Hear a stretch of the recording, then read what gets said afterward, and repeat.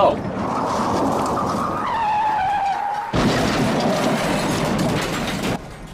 Another happy landing. Hey everybody, welcome back to the channel. Thanks for clicking on the video. If you did click on this video, I'm sure that you're probably shopping for a gaming chair in 2021. I've literally done hours of research into what makes a gaming chair the right for a specific person based on size and weight and a number of other factors. So I want to go over what you should look for, because obviously you're clicking on this video because you're interested in a chair, but you might not want to shell out a ton of money without knowing that the chair you're picking is right for you. And the chair that I'm going to use for reference in this video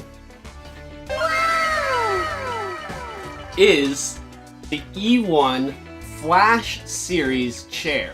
And the reason I'm going to be talking about this chair is because when I did all that research, I found that this chair checked all the boxes for the best price. And for that reason, I actually reached out to Ewin and asked if they would like to be a sponsor for the video, and they agreed. So if you are interested in this chair, after I go over everything at the end of the video, there is a 30% discount code, Jake Randall, that you can use to purchase this chair. And there's a link in the description to this exact chair that I have right here. The major things that are probably your concern when you're looking for a gaming chair is comfort, making sure it's durable and is going to last, and of course, price. Obviously, if you had unlimited money, you could get probably an incredible chair, but you're looking for a chair that can do those other things, comfort and durability, without breaking the bank completely. You want to make sure you're getting good value for your money, and that's what this video is going to explain. For example,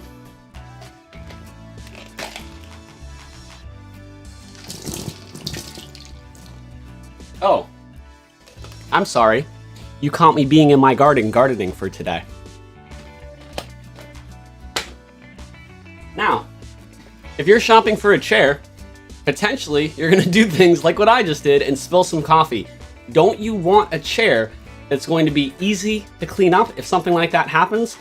Well, the ewinracing chair, and you can look at other gaming chairs as well, uses something called polyurethane leather.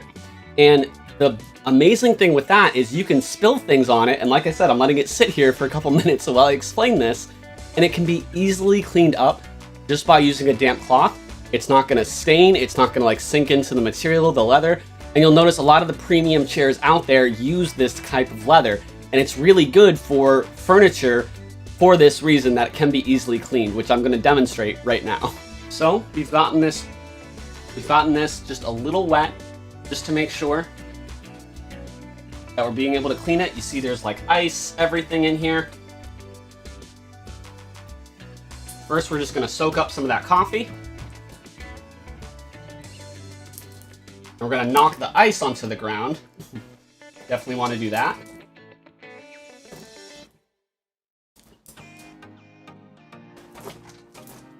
I might speed up the footage a little bit here.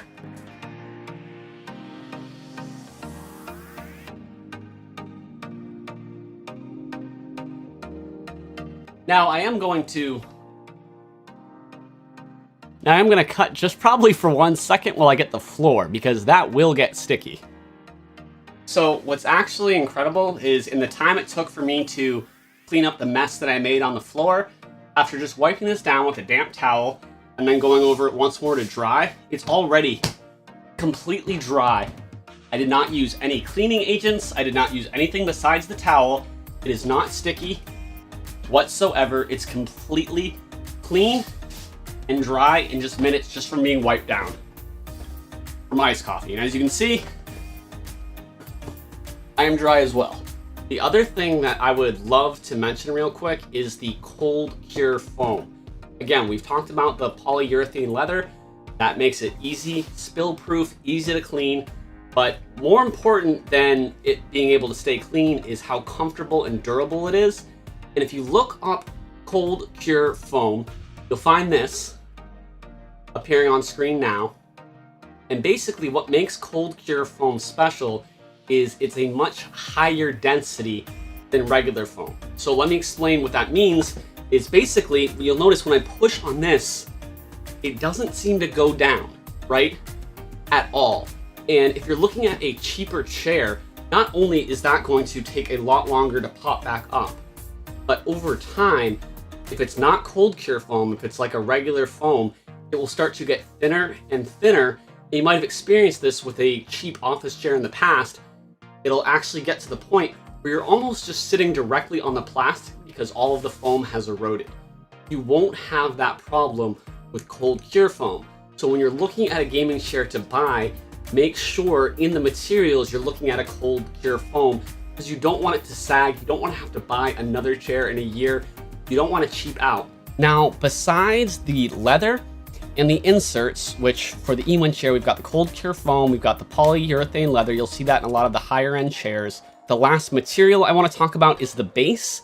And the Ewin Flash Series chair has a metal base, and that is the highest quality that you can get.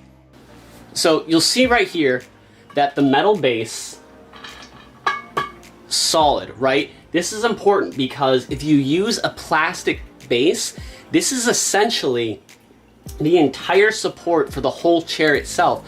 So even if everything else is good, if this base is plastic, that can also cause the chair to kind of deteriorate and form over time if you're above a certain weight.